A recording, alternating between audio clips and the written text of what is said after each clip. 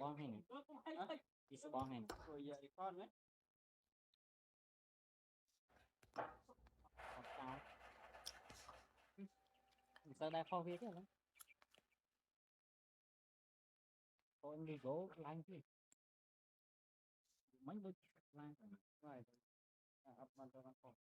hai nó màu lấy vài bàn đi rồi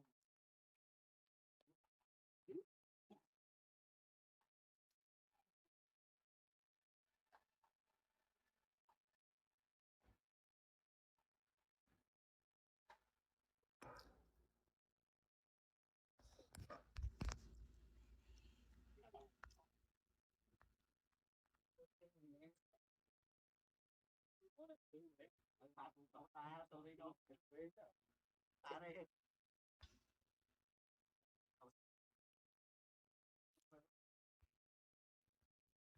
lục ba